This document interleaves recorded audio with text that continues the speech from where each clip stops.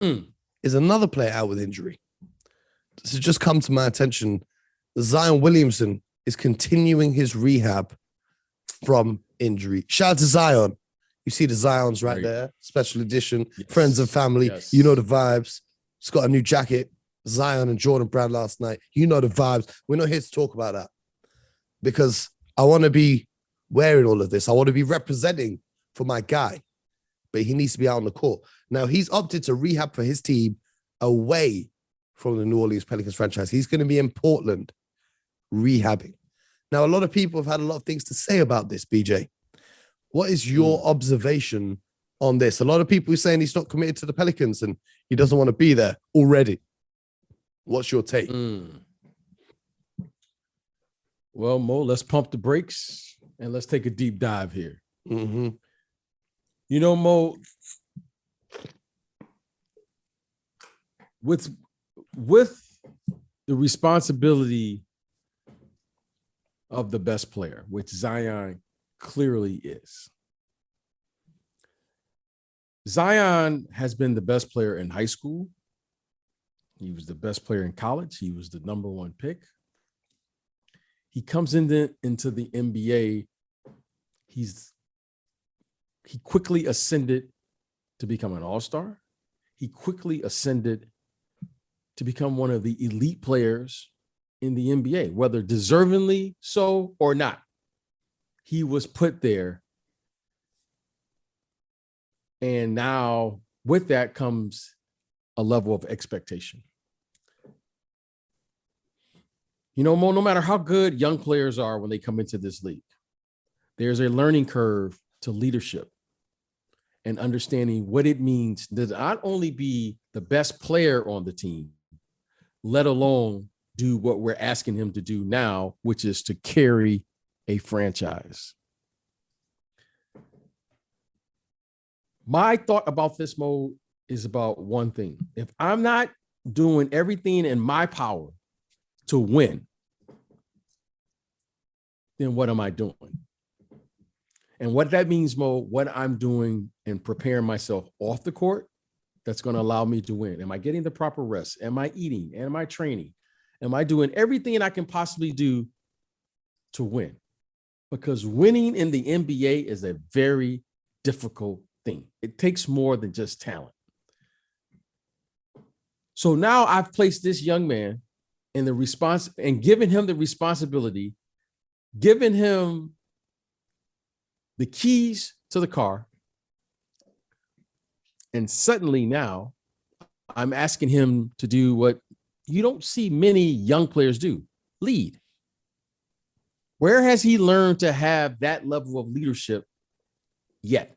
Just because he's the best player doesn't necessarily mean that you're the leader of the team or the leader of a franchise. You may be the best player on the team, but that takes time.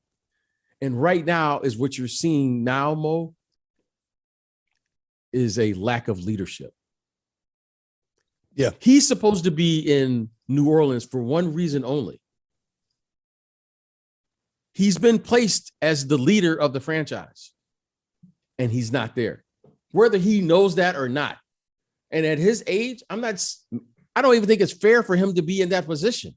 This is why, Mo,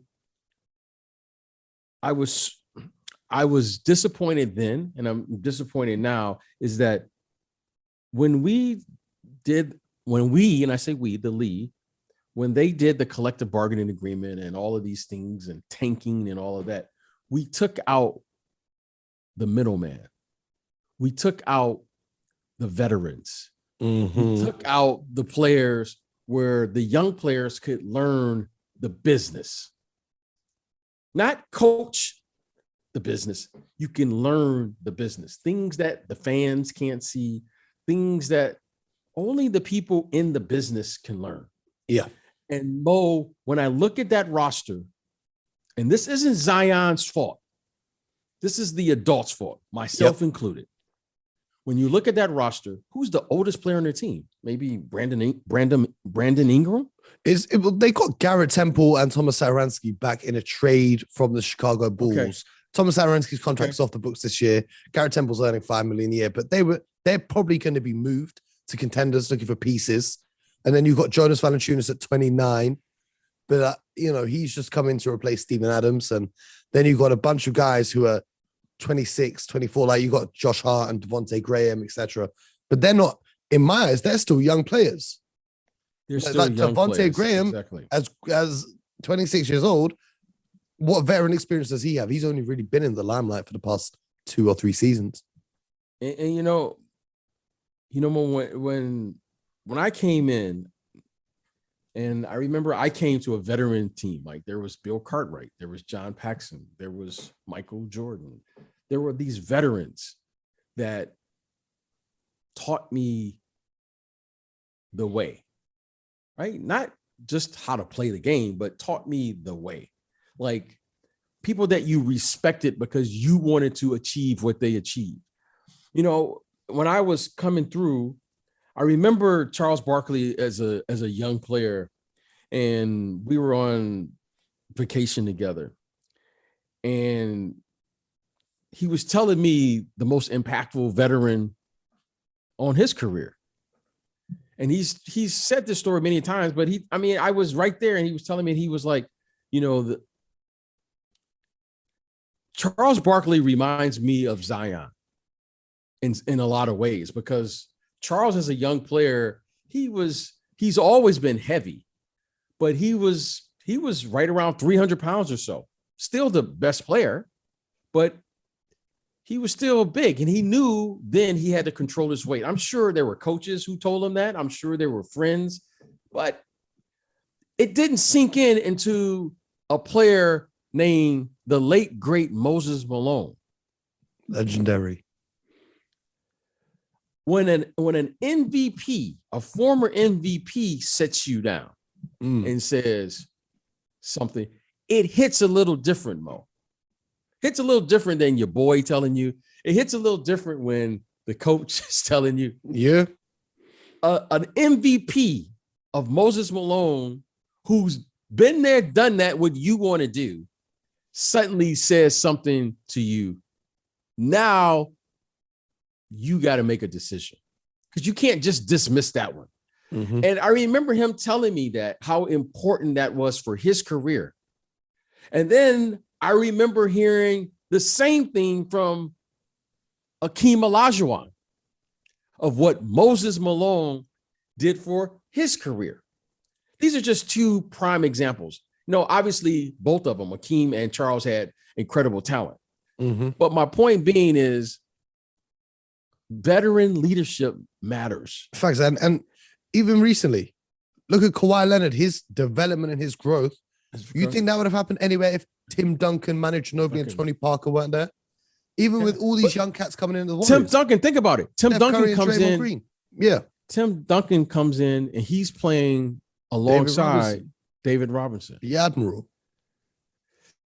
It matters, Mo. Facts. I know it matters. So when you have a great vet that you respect and the team respects, and he's playing and can still contribute, it matters to these young players because they're still young, Mo. They're still young. No matter Zion how is 21. Great he is 21 years old. What can this young man know? By far the most talented player when he's healthy on that roster. And Mo, it would serve him.